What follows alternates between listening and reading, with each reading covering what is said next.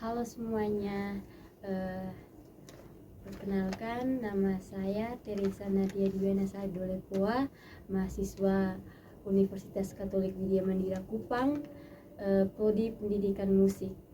Jadi kali ini saya mau mewawancarai Bapak. Saya minta Bapak untuk perkenalkan sedikit nama dan Jabatan.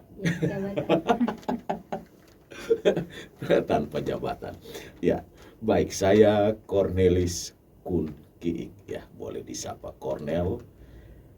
Saya posisi di sini ya, Radio Tirilolok Suara Verbum. Saya posisi sebagai teknisi dan produser, ya. Teknisi dalam hal ini menangani segala peralatan radio, sistem teknisnya radio ini, dan produser di sini memproduksi, ya, tugas memproduksi eh, iklan-iklan, produksi musik, produksi yang berkaitan dengan audio dan lain-lain, terkadang juga dengan video, ya, tetapi lebih cenderung produksi dalam audio. Ya, saya tugasnya itu. Selain itu juga saya sebagai penyiar di sini membantu dalam penyiaran, terkadang juga reporter dan sebagainya. Kita di sini multi talent, multifungsi, tetapi ada tugas utama saya teknisi dan produser.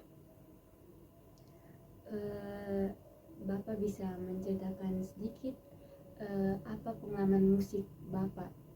Terus bagaimana Bapak berperan aktif dalam bidang musik?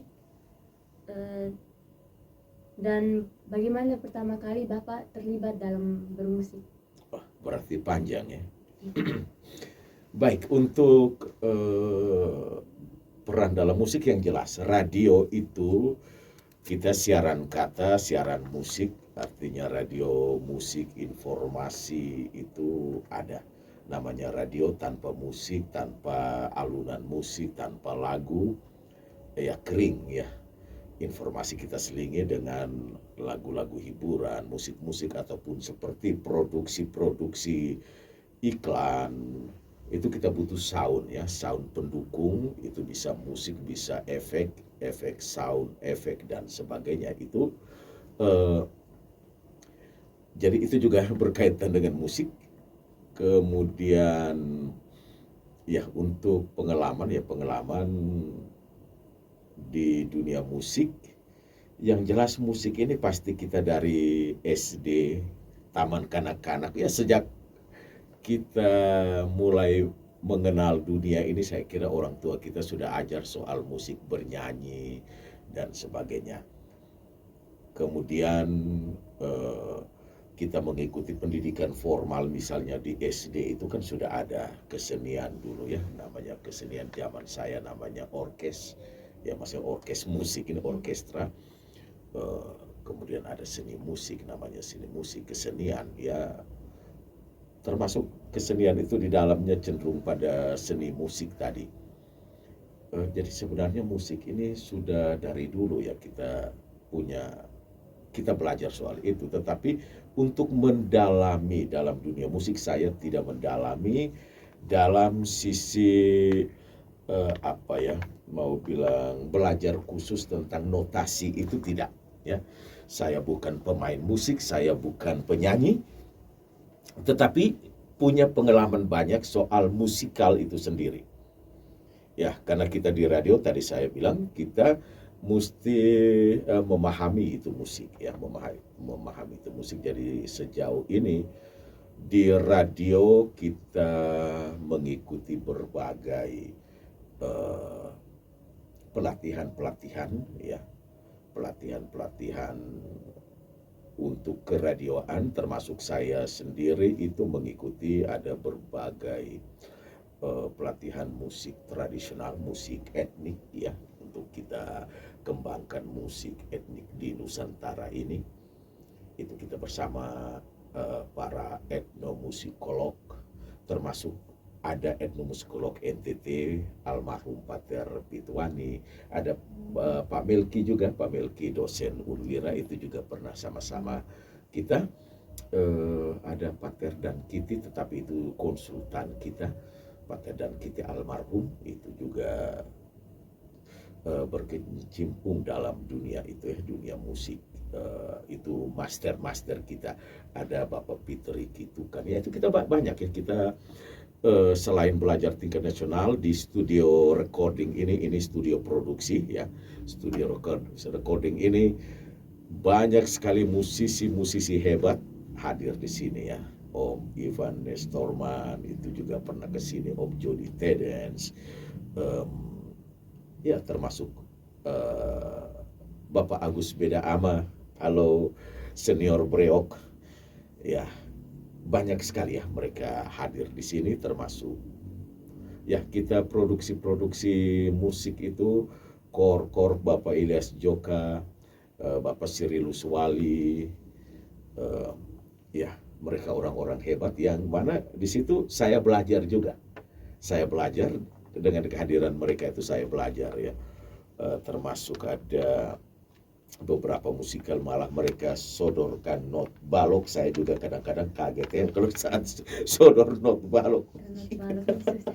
Akhirnya mau tidak mau kita harus belajar di situ ya. Kita harus belajar karena ya kadang-kadang mereka yang sudah tingkatan di atas itu mereka lebih cenderung menulis dengan not balok. Jarang Jadi mau tidak mau tapi kelihatannya not balok rupanya kita tebak intervalnya itu kan lebih mudah ya. Lebih mudah kalau saya lihat sebenarnya lebih mudah ya. Karena kita sudah langsung dengan mata kita lihat tingkatan nadanya kan sudah ada di garis para nada itu.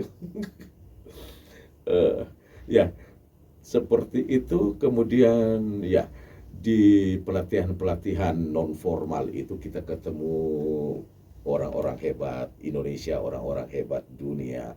Kebetulan saya di bagian operator produksi ya, itu sampai tingkat internasional untuk pelatihan musikal ini, musikal production for radio program. Jadi produksi musik musikal ini untuk program radio itu kita belajar soal peralatan recording, belajar soal musik itu sendiri, timbre, warna bunyi, tentang resonansi, ruang, akustik ya, itu kita belajar itu semua ya. Pemanfaatan peralatan, penggunaan mic yang tepat dan sebagainya. Jadi kita belajar secara umum, secara global itu tentang musik. Apa harapan yang Bapak miliki terhadap pengalaman dengan musik? Ya, dengan ilmu pengalaman yang ada, sangat berharap kita pemusik NTT, kemudian penyanyi ya, pemusik, artinya orang-orang yang berkecimpung dalam dunia musik ini bisa mengembangkan diri. Karena banyak hal yang sebenarnya kita merasa biasa saja, kita merasa tidak begitu berarti, kita mengabaikan, ada hal-hal tertentu kita mengabaikan, padahal hal itu dalam musikal itu sangat-sangat diperlukan. Contohnya penggunaan instrumen musik ya, penggunaan instrumen musik. Terkadang ada, maaf teman-teman, itu menggabungkan dua jenis bunyi instrumen yang kalau kita dengar hampir sama bunyinya, ya dimainkan paralel. Misalnya piano dimainkan dengan sasando lah. Dengan sasando kalau dibunyikan bersama-sama itu hampir, kalau piano mungkin sedikit masih ada, ini misalnya gitar akustik bermain dengan sasando. Kalau ritmenya sama, itu hampir tidak kedengaran. Kita hampir tidak bisa membedakan yang mana apalagi sesandonya memang akustik sesando, bermain dengan gitar akustik. Nah, mungkin pola permainan itu yang membedakan. Pola permainan mungkin eh, sesando dengan teknik permainannya sendiri, kemudian gitar dengan teknik mungkin arpeggio-nya beda, tetapi lazimnya dengan sesando yang ada sekarang, sesando modern itu kan sudah mengikuti trennya musik-musik modern. Jadi hampir kalau kita hanya mendengar hampir tidak dibedakan kalau itu rekaman akustik semua. Nah, ini ada hal-hal penting yang perlu kita perhatikan, warna bunyi dari instrumen, warna vokal pun demikian. Misalnya eh, dia bernyanyi, eh, dia suaranya cenderung di alto misalnya, dia vokalnya dia cocok dengan lagu apa, ya, dia cocok dengan lagu apa. Kalau kita iring dengan instrumen musik ini, jenis instrumen ini apakah pas atau tidak? Ya terkadang musik sudah dibuat, kemudian baru dikasih oleh penyanyi silakan bernyanyi. Waktu penyanyi kalau yang yang cukup profesional dia bisa mengatur timbrenya untuk menyesuaikan dengan musik. Tetapi kalau misalnya penyanyi dia sudah standar dengan vokalnya seperti itu, akhirnya tidak klop, tidak matching antara vokal dengan musik. Ini juga hal-hal yang perlu kita diskusikan. Jadi kita, harapan saya itu kita terus belajar, kita melihat contoh-contoh yang baik, dari situ kita bisa belajar memperbaiki kualitas kita. Baik Bapak, ini apa yang Bapak anggap indah dalam musik? Ya, musik indah. Musik itu ya satu yang jelas melodinya, ritmenya juga. Ya, bukan saja musik secara keseluruhan. Vokalis, ya barangkali ada suara latar, ada chordnya di belakang, penyanyi-penyanyi itu nyanyi, dia background misalnya trio di belakang yang menjadi background. Artinya segala sesuatu yang dikemas dengan sangat baik tentu kita menikmati sekali itu. Orang yang tidak suka musik, dia bermasalah dalam hidupnya, bermasalah dalam brainnya, maaf. Ya baik Bapak, kriteria apa yang diperlukan dalam menilai sebuah karya secara estetis? Ya, ini pertanyaan yang cukup luas ya. Ini fleksibel sekali jawabannya. Tetapi kita mau lihat yang pertama itu dalam perlombaan-perlombaan. Saya sebenarnya secara pribadi sedikit tidak begitu suka dengan lomba-lomba ya. Maaf karena penilaian itu sebenarnya masih relatif, tetapi ada patokan-patokan di situ. Patokan-patokan yang dilombakan, misalnya kriteria dia menempatkan nada dasar yang dia pilih itu benar, artinya pas dengan karakternya atau tidak. Atau bernyanyinya misalnya ada notasinya sesuai atau tidak, dia bernyanyi sesuai atau tidak. Atau dia membuat satu style tersendiri, improve dari notasi yang sudah ada. Artinya improve-nya pas atau tidak, kalau diizinkan berimprove dalam lomba itu. Kemudian mungkin kalau secara lengkap, kalau dilombakan juga termasuk band, misalnya band, ya komposisinya, pemain musik, pemain drum, melodi yang mengiringi pengambilan jenis instrumen dan sebagainya, apakah cocok untuk lagu yang dimainkan atau tidak. Itu kalau secara umum. Tetapi kalau secara khusus pribadi, ya itu sudah ke pribadi. Lagu yang jadi kriteria saya lebih cenderung musik itu kalau mereka menciptakan, mereka mengaransemen dengan hati, mereka betul-betul tenang untuk membuat notasinya, itu pasti akan sangat indah. Di situ saya biasa, kalau saya kriteria itu hampir sama dengan lomba tadi, misalnya suaranya, vokalnya, kalau penyanyi-penyanyi profesional oke, tetapi ada yang sudah baku standar karakter vokalnya. Misalnya dia cocok nyanyi pada lagu-lagu jenis pop, ya. Kemudian dia coba bernyanyi pada lagu reggae. Itu orang yang tidak bisa bernyanyi reggae, tentu dia kalau masuk ke jenis reggae, reggae itu kan energik ya, mereka nyanyi dengan energik sekali.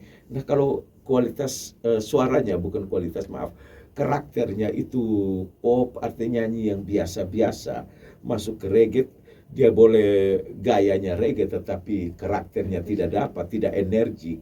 Ini kan jadi tidak pas juga ya. Saya kira kriteria di hal-hal seperti itu, kemudian penggunaan instrumen tadi misalnya secara global, misalnya reggae itu cenderung ada djembenya ya.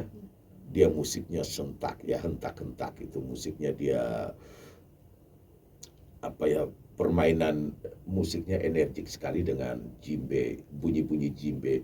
Kalau satu reggae bunyi djembe tidak ada, sepertinya janggal ya, janggal. Atau country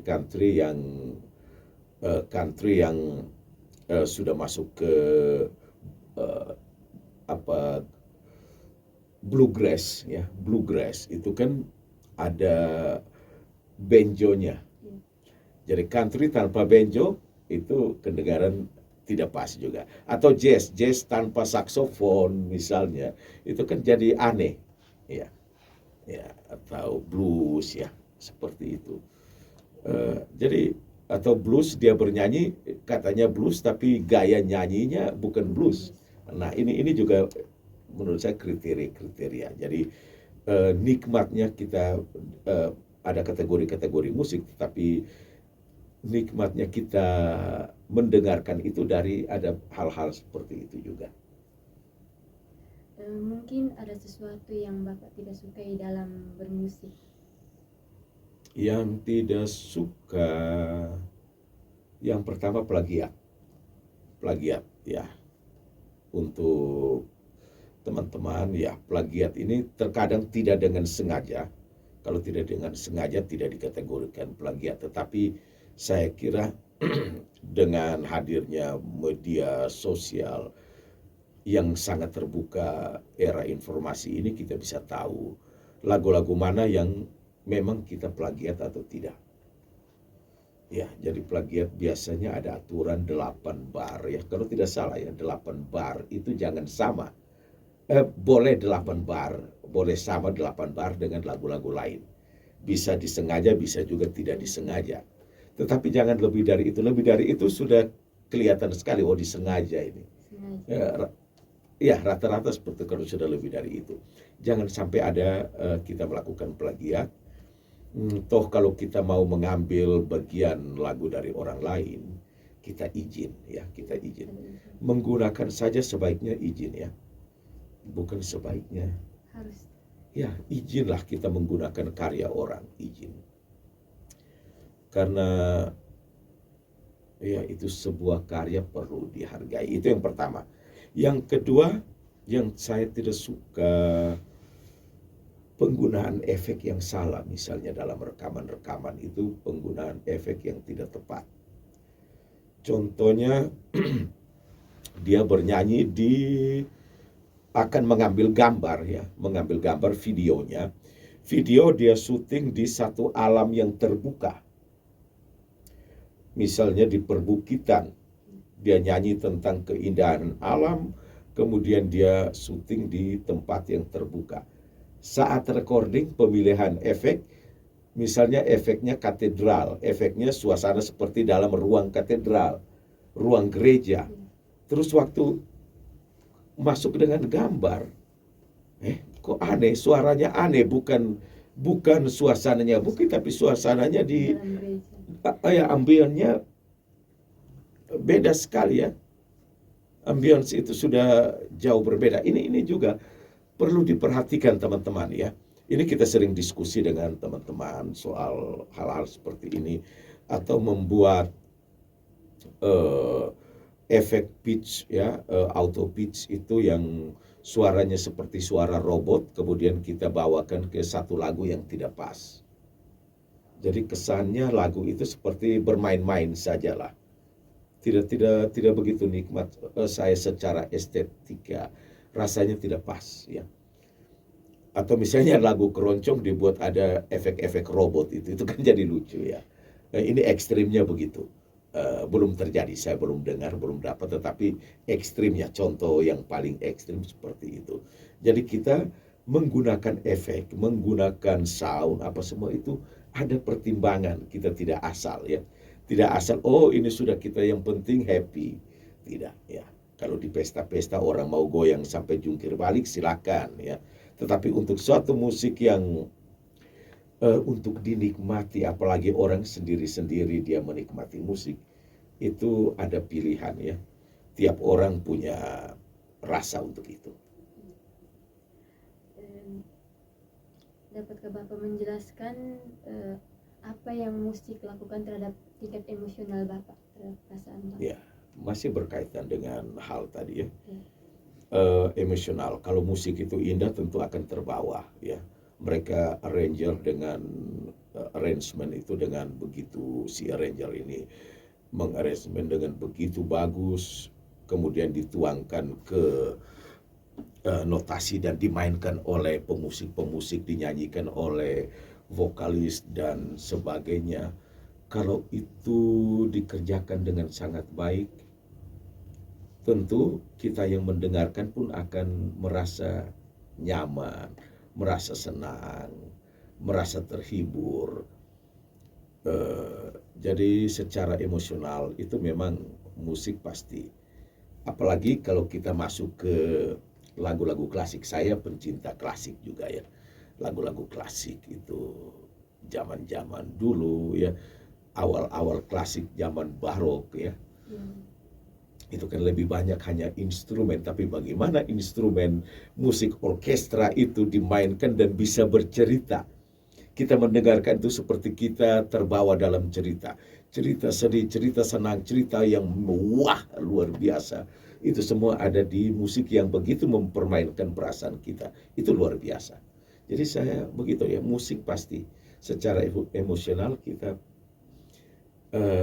kembali ke tadi, orang yang tidak terbawa dalam satu suasana musik itu barangkali ada masalah. Mungkin Bapak bisa menyebutkan salah satu judul lagu atau apa yang Bapak suka pada musik klasik pada zaman barok mungkin, atau di zaman contohnya ya termasuk simfoni-simfoni itu, simfoni-simfoni ya, terus apalagi Für Elise ya. Melodinya sederhana sekali. Kalau kita mau bilang ya sangat sederhana, hanya misalnya bermain dengan piano ya, piano Für Elise. Itu kan bermain dengan piano, tetapi kalau coba dengar dengan seksama, putar di sound yang baik atau kita pakai headphone yang baik dan kita menikmati permainan melodi itu, ting ting ting ting ting ting ting, asik sekali.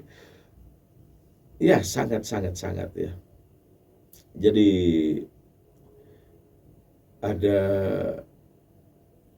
ya sonata, ya macam-macam ya di situ. Saya sonata dia dengan melodi awal ya organ ya. Kalau kita menikmati memang indah. Ya, indah sekali kalau kita menikmati itu. Mereka bagaimana mengkomposisikan seperti di zaman barok itu kan, melodi-melodi itu banyak sekali, melodi-melodi yang dengan nada-nada yang bervariasi, polifoni. Ya, polifoni antar satu dan satu, dan yang lain dimainkan bersamaan, paralel, tetapi dengan nada yang begitu polifoni, ada yang saling mengisi, interlocking. Ya mau bilang interlocking, tapi sebenarnya interlocking itu dalam ya lebih pada staccato ya, ini melodi. Ya,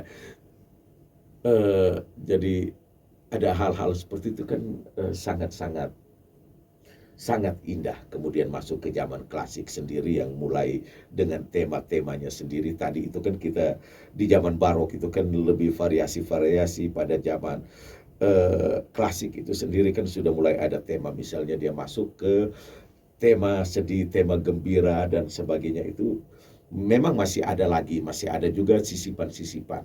Karena ini mungkin pengaruh dari zaman 1600, 1750 masuk ke 1750, 1820 ya, di zaman klasik itu kita lihat sudah mulai ada masuk sisipan melodi, malah romantik pun sudah mulai keluar di zaman klasik itu, dan kemudian lebih cenderung lagi bermain pada menekankan pada sisi melodi itu di zaman romantik di tahun 1820 ke 1900.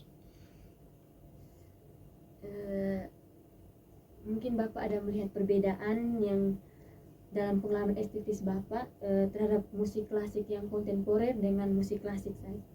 Iya, musik klasik kontemporer ya, kontemporer artinya zaman kekinian ya.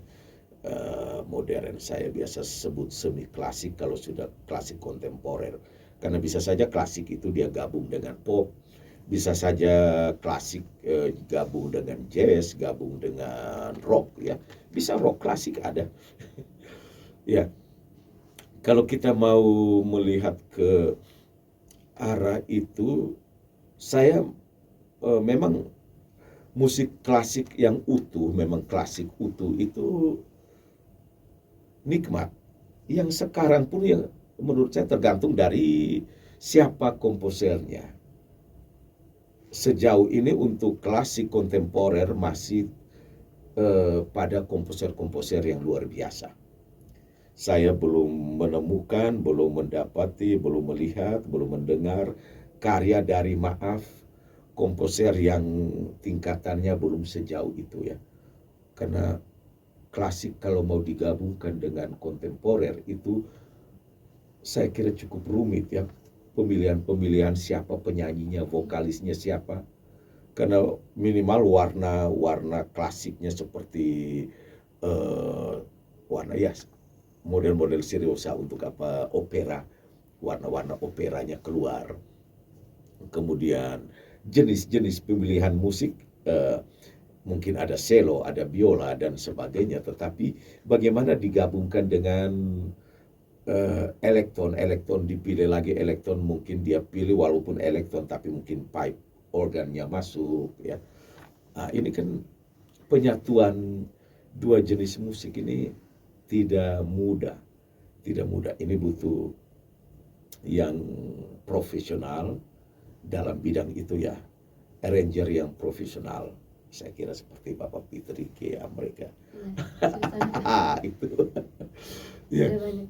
Itu tuh saya mau bilang tidak mudah, tetapi untuk yang sudah saya pernah dengar seperti Luciano Pavarotti nyanyikan, kan ada karya juga Ave Maria, itu kan karyanya di Schubert ya, dan dinyanyikan kembali di zaman sekarang tetapi digabungkan dengan kontemporer, itu saya masih menikmati suasananya, masih tetap asik. Barangkali mereka tambah lagi dengan drum yang bukan drum zaman dulu, drum klasik yang hanya diiringi beberapa model. Ini kan sudah dengan drum yang zaman kekinian ini, mereka tambah lagi dengan melodi-melodi yang sudah elektron, tetapi kita dengar masih tetap ya, karena arranger tadi saya kira klasiknya terlalu kuat sehingga sampai digabungkan dengan musik modern pun kita masih merasakan suasana klasik itu. Ini satu hal karya yang luar biasa yang sampai saat ini walaupun dinyanyikan diiringi dengan instrumen lain yang ada batasannya, masih oke bisa dipakai, itu kita masih merasakan dengan baik. Kemudian penyanyinya walaupun ada yang, kalau Luciano kan masih ya, Luciano Pavarotti itu vokalnya vokal untuk opera ya, dia masih seriosa. Tapi kalau misalnya Celine Dion kan bukan, ya dia kan bukan, dia penyanyi pop. Tetapi digabungkan kan masih asik juga ya, masih asik. Atau The Prayer ya, The Prayer kita dengar lagu apalagi Vivere dari Andrea Bocelli dan Laura Pausini, itu kan nikmat sekali kalau kita dengar. Apa strategi khusus yang Bapak punya dalam terlibat dengan sebuah karya? Ya, strategi untuk masuk ke dalam sebuah karya yang jelas. Yang pertama itu, kalau misalnya di studio recording ini, saya dengan teman-teman itu sering kita sharing. Terkadang pembuatan musik berlangsung di ruang ini, itu kita sharing. Ada teman-teman yang misalnya ada yang masih tanya, Om Cornel, ya mereka kita sesama teman, Om Cornel, ini cocok atau tidak? Misalnya pemilihan instrumen, ya itu kita sharing. Kita sampaikan, oh ya coba ganti dengan yang ini, pas atau tidak. Kita usulkan jenis instrumen lain, karena kita mendengar vokalisnya pas atau tidak. Ini kalau soal strategi yang pertama itu ya, kita membangun komunikasi yang baik. Di studio biasa teman-teman datang, ice breaking ya, kita membuat suasananya jadi, kadang-kadang kita baru kenal, kita harus membuat ice breaking ya, memecahkan suasana itu jadi akrab. Kalau sudah akrab, kita bisa usulkan apa-apa yang perlu kita sampaikan. Jadi misalnya penyanyinya, kadang-kadang dia nyanyi, walaupun saya bukan penyanyi ya, tetapi dari pengalaman, juga dari beberapa pelatihan itu kita bisa tahu, oh ya kalau nyanyi ini seharusnya dia bagaimana.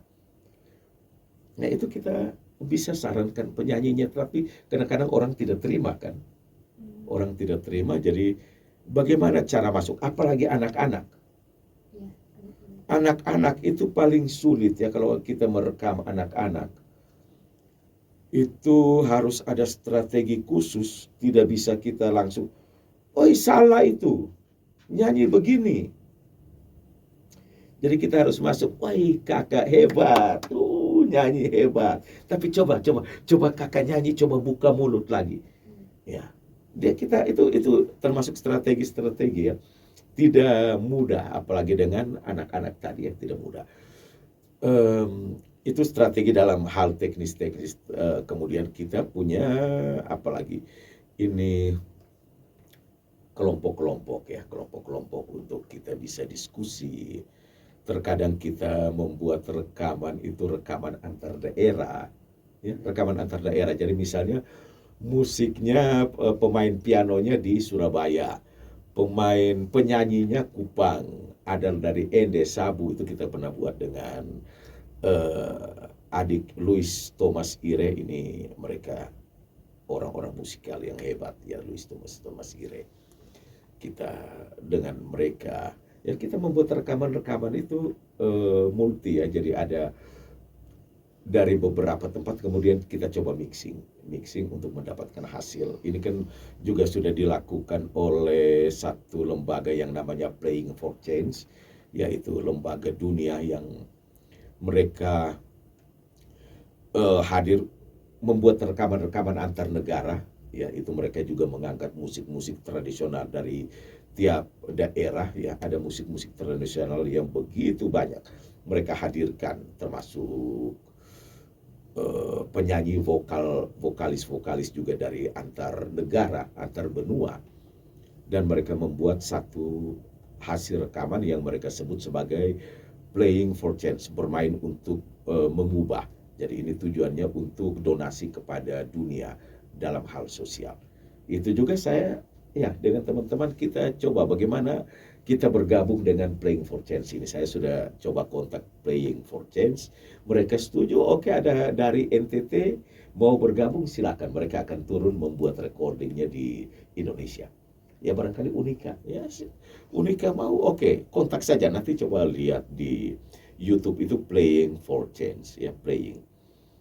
kontak mereka, mereka sangat respon. Apakah Bapak memiliki asosiasi tertentu saat mendengarkan musik? Oke, asosiasi ini asosiasi dalam bentuk apa? Asosiasi sebuah grup atau apa yang dimaksud? Asosiasi ide kah? Yang Tentang ide ya, menyatukan ide-ide. Tadi sebenarnya saya sudah eh, bicara tadi itu soal ide-ide bagaimana em, kita gabungkan ada beberapa instrumen ya, misalnya beberapa instrumen itu kita gabung, mungkin secara musik. Tadi saya cerita bahwa saya sebenarnya lebih cenderung pada itu, etnomusikolog ya, etnomusik itu. Jadi kita bisa gabung beberapa jenis instrumen yang bisa disatukan dan kita membuat sebuah karya yang luar luar biasa. Jadi diatonis, pentatonis sebenarnya bisa digabung ya, bisa digabung. Kalau kita pentatonis bisa bermain pada bagian-bagian tertentu. Kalau apalagi lagu-lagu itu misalnya lagu inkulturatif, walaupun kita bermain dengan ada inkulturatif, ada nada-nada diatonis, tetapi notasi yang pentatonis pun bisa masuk, bisa selip di dalam situ. Saya kira bisa sekali kita menggabungkan hal-hal seperti itu. Ya, dalam soal instrumen, kemudian dalam soal vokal juga, saya mau katakan seperti ini. Contoh sebuah paduan suara yang apa ya, paduan suara dia menyanyikan lagu-lagu,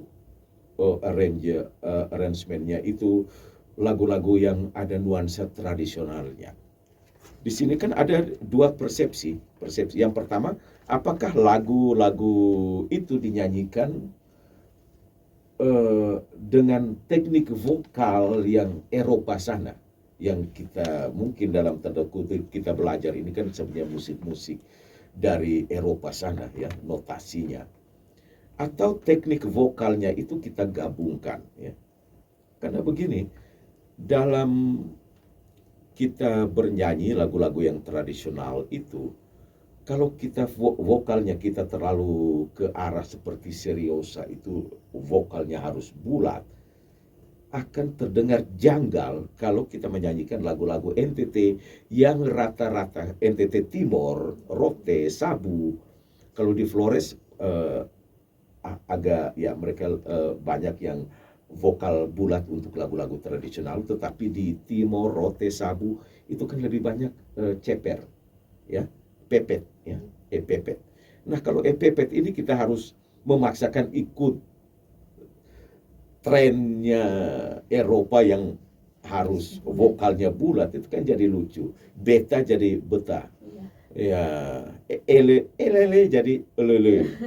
Ini kan tidak pas. Ini kita harus ya, untuk ide-ide semacam ini kita harus diskusikan. Dia masuk di bagian mana? Masuk di bagian mana? Jangan sampai ciri khas. Kalau misalnya musik dua warna, musik yang sudah inkulturatif, jangan sampai inkulturatif dalam vokalnya pun hilang. Jadi tidak sama. Jadi kita harus gabungkan, dia harus ditempatkan di mana, posisinya di mana, saat apa, supaya tetap nuansa itu ada ya. Ya, contoh lagu Mari Masuk Rumah Tuhan karya Bapak Pitrik itu kan Timor, tapi jadi asik ya. Ya itu tidak vokalnya ini. Tapi kalau mau tambah-tambah jargon-jargon Timor, ya bisa silakan masuk dia. Lele itu boleh masuk semua. Jadi masuknya pasti di mana. Saya pernah dengar di katedral itu waktu misa pentabisan atau apa ya. Bukan katedral, di katedral bukan misa pentabisan, yang Bapak Dandrem sementara Palu ambil jadi konduktor itu kan asik. Mereka nyanyi dengan begitu gembira, ekspresinya lepas saja, dan secara naluri mereka membaur ya, membaur. Itu jadi asik, jadi lagunya jadi asik, tidak kaku, jadi rileks sekali. Apakah musik ini menginspirasi Bapak? Ya, tentu ya. Musik musik itu sangat menginspirasi siapapun orangnya, ya siapapun orangnya. Kita mendengarkan musik sedih, kita jadi sedih. Mendengarkan musik gembira, kita jadi gembira. Mendengarkan musik yang wah, kita juga sepertinya berada dalam suasana yang begitu wah, ya seperti ya kalau klasik-klasik lebih banyak itu yang instrumennya masuk serempak dia seperti smashnya, wow, itu juga kita kan langsung wah gitu. Dan musik-musik seperti ini biasa dipakai dalam soundtrack, ya dalam soundtrack, dalam efek-efek drama-drama radio, perfilman itu dipakai ya. Ya bayangkan kalau satu film itu tanpa efek musik, tanpa musikal ya. Film itu tenang saja, hanya cerita-cerita seperti kita bercakap-cakap seperti ini tanpa background musik. Film itu jadi mentah sekali, jadi contoh dalam suasana tegang, itu kan ada musik-musik yang membuat kita semakin tegang dengan hadirnya back sound tadi ya. Tapi kalau tanpa itu kan kita nonton biasa-biasa, tapi kalau pas ada tokoh antagonis pas mau serang tokoh protagonis, pas mau serang kemudian pam pam pam, itu kan langsung kita yang mendengar juga kan terbawa sekali dengan alunan musik itu, dan itu sangat wajar siapapun. Apalagi pada film-film horor tuh. Ya film-film horor itu ya ada, tadi saya bilang ada antagonis ya, tokoh-tokoh yang jahat, kemudian tokoh-tokoh yang baik, tokoh-tokoh jahat yang tokoh si antagonis ini mau serang. Ya, dia mau serang itu diiringi dengan ya instrumen-instrumen pendukung seperti tadi. Itu kalau tanpa coba kita nonton tanpa matikan soundnya dan kita hanya lihat, tidak ada apa-apanya. Tidak merasakan. Ya. Ya, dapatkah Bapak menggambarkan apa yang Bapak alami secara fisik saat mendengarkan musik? Wah, secara fisik dengar musik, terkadang itu ya terkadang kita bisa, kalau dalam lomba-lomba ya, misalnya dalam perlombaan-perlombaan halo adik Amnes Kemaling, ini tempatnya di sini, Amnes punya tempat itu di sini ya, ini dengan bapaknya dulu almarhum Bapak Yeskiel Kemaling, itu tempatnya di sini ya. Seperti dalam lomba-lomba waktu ya Rising Star itu kan misalnya kalau si penyanyinya kita harapkan dalam improv, saat improvnya dia biasa dapat improv, dia bisa improv yang begitu baik, itu kan kadang-kadang kita bisa teriak kan, wow, woi, artinya kita bisa, wah kita terpukau lah dengan cara improvnya ya, itu kan ekspresi yang normal-normal. Atau lagu diputarkan kita goyang-goyang, goyang kepala, sentak-sentak kaki, ini kan secara fisik pasti. Mungkin suasana hati yang sementara tidak pas, kita mendengarkan suara hati sementara sedih, barangkali kita kehilangan orang-orang tercinta, kemudian kita mendengarkan lagu-lagu yang begitu sedih, malah menyentuh, apalagi ditambah syairnya yang begitu kena, kita bisa saja ekspresi air mata jatuh dan sebagainya. Seperti itu. Saya kira itu hal yang sangat wajar, siapapun, kecuali error. Ya, yang tidak merasakan. Ya, baik, tapi menurut Bapak apa yang paling penting dan krusial terkait dengan mendengarkan musik? Yang terpenting dan krusial, ya kalau bagi saya pribadi dengar musik, saya sementara menikmati musik, ada jenis-jenis musik itu yang saya tidak boleh diganggu oleh siapapun. Saya mau menikmati dengan sangat privat. Contohnya musik-musik klasik tadi. Waktu tidur saya tidak mau diganggu. Bukan karena tidurnya, tetapi karena instrumen itu saya biasa kalau di rumah, jangan ganggu. Saya hanya tunjuk saja begini, jangan ganggu. Artinya saya mau dengar musik ini sampai dengan tertidur. Ya. Jadi bukan soal saya mau tidur, tapi saya mau tidur dengan lagu ini. Saya mau tidur dengan musik ini, dengan musik. Biasanya musik-musik klasik atau klasik-klasik. Saya katakan klasik kita sendiri ya, lagu-lagu tradisional kan kita punya lagu-lagu polifoni juga. Nyanyian-nyanyian yang asli, bukan lagu yang sudah diiring dengan elektron. Rekaman-rekaman asli TB misalnya, di TB atau Gawi yang mereka nyanyi asli, bukan ada musik elektron. Itu saya suka sekali, suka mendengar. Itu kalau diresapi mereka punya nada-nadanya, itu kita coba dengar sampai detailnya. Wow, luar biasa. Atau Bonet, Bonet dari TTS Amnatun, ya dari Amnatun Selatan saya punya rekaman-rekaman itu kalau kita dengar mereka teknik bernyanyi itu, mereka benar-benar dengan hati mereka bernyanyi, benar-benar dengan hati, sehingga waktu kita dengar memang sangat sangat apa ya, kita merasakan suasananya. Jadi seperti, jadi ya mau bilanglah tadi itu tentang apa, kita sudah omong yang tadi bicaranya apa, saya kembali ke situ, saya cerita jadi jauh. Yang terkait dengan mendengarkan musik. Ya, mendengarkan dengan musik ya, seperti itu kan. Jadi arrangementnya itu, kalau lagu itu di arrangement oleh seseorang ya pasti harus dengan hati dia buat, tuangkan ke dalam kertas, kemudian dari kertas itu beralih lagi ke para pemain musik. Itu semua kalau bermain dengan sungguh-sungguh suasananya beda. Kembali lagi ke musik klasik, saya mau cerita sedikit. Misalnya musik klasik itu orang-orang bermain tanpa alat bantu. Tanpa alat bantu. Yang sekarang kan ada mikrofon untuk bisa penguat suara. Di situ lebih, kalau sekarang ini lebih percaya pada operator yang harus bekerja keras, soundman-nya, kemudian soundman, sound engineer, kemudian kru yang mengatur peralatan itu. Maaf, sekarang ini mereka itu yang bekerja keras lebih banyak ya, minta maaf ya, tetapi lebih diharapkan itu pemainnya yang benar-benar ya berekspresi, mengekspresikan musik itu.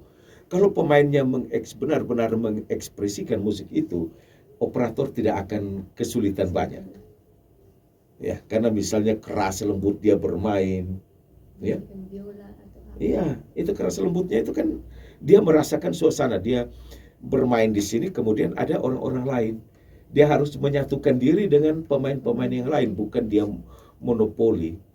Kejadian monopoli ini hampir ya, tapi sekarang sudah saya hampir tidak lihat mereka sudah paham soal komposisi. Di 90-an itu saya masih temukan misalnya pemain di panggung, pemain gitar bass misalnya, supaya orang bilang wah dia yang jago bermain bass, jadi dia kasih kencang bunyi bassnya, yang lain itu tenggelam. Kemudian melodi tidak mau kalah, pemain melodi lagi dia, kau bass saja yang bisa, saya juga bisa. Dia bermain melodi barangkali sampai dawehnya putus. Oke, ini cerita-cerita ya. Saya sudah melebih-lebihkan, tetapi model-modelnya seperti itu, bahwa tidak ada kekompakan, kebersamaan dalam satu pertunjukan. Ini perlu. Ya, mungkin kami sekarang juga begitu di kampus. Itu kadang-kadang kalau ada seperti pertunjukan kayak ensemble begitu, ensemble yang ada menggabungkan beberapa alat musik. Kadang-kadang ada beberapa teman karena mereka terlalu mengekspresikan, jadi seperti lebih besar yang dia bermain gitar, dia lebih besar membunyikan gitar, dan yang lain tuh terdengar ya, ini perlu ya, ini perlu, artinya kebersamaan. Ini juga dari sebenarnya maaf dari arranger yang membuat itu juga harus tegas kepada ini pemain ini, dia main batasnya bagaimana, batasan dia dia bermain, misalnya ada apa ya, tamborin atau ada ring bell barangkali, alat-alat musik, atau mungkin tambah lagi pianika, dia harus bermain. Ini sebatas apa? Jumlahnya berapa banyak dalam satu komposisi? Iya. Ya jumlahnya juga harus diperhitungkan. Jangan-jangan pianikanya banyak, hanya kita dengar hanya pianika. Kalau pianika kalau ditiupkan terlalu keras jadi bunyinya lebih. Iya, ini ya. Kalau misalnya pianika itu hanya oke, kalau kita ada gabung beberapa, kemudian bermain mungkin tiupnya halus, ya ini juga tergantung mutu alat, tapi misalnya semuanya mutu baik. Nah ini juga kita harus perhatikan, misalnya pemain dalam satu komposisi paduan suara yang besar ini, dia berapa banyak biola yang, kan biola ada ukuran-ukurannya juga kan. Kalau biola sebesar ini dia punya bunyi maksimalnya berapa, ya dia bisa dipakai berapa banyak. Ini kan sebenarnya kalau mau dihitung itu semua. Kalau tidak, operator yang dia harus menghitung dalam komposisi dengan saat dia mixing. Dia harus atur, oh ini biola sekian, semuanya sudah ada masuk ke sini, berarti dia ada sekian banyak biola, dia harus turun, jangan terlalu monopoli. Berarti operator yang harus mengatur. Tapi sebaiknya aturnya sudah langsung Dari saat ya itu dari pemain-pemain itu sudah diatur seperti itu. Kembali lagi ke musik klasik tadi, mungkin ada komposer yang Bapak paling suka, yang Bapak paling favorit dengan itu komposer? Saya rata-rata semua kan tidak banyak mereka paling apa ya seperti tadi, tapi ya Beethoven ya, Beethoven sepertinya sebenarnya mungkin tidak ada ya, saya suka semua, mau favoritkan karena mereka punya karakter masing-masing ya, jadi kalau mau favoritkan salah satu Vivaldi atau Beethoven atau Johann Sebastian Bach ya, atau Friedrich Handel, ya semua mereka jago semua, hebat semua. Tidak ada karena saya suka dengar semua. Baik, itu saja Bapak yang ingin saya bertanya. Sekian saja pertanyaan yang saya mau bertanya kepada Bapak. Jadi kita akhiri. Terima kasih sebelumnya Bapak sudah meluangkan waktu untuk bisa diwawancarai. Saya sangat senang karena saya bisa mewawancari Bapak. Saya juga mendapatkan pengalaman dan mungkin sedikit pengetahuan dari Bapak. Jadi terima kasih banyak sudah meluangkan waktu untuk. Terima kasih juga. Salam literasi. Salam literasi.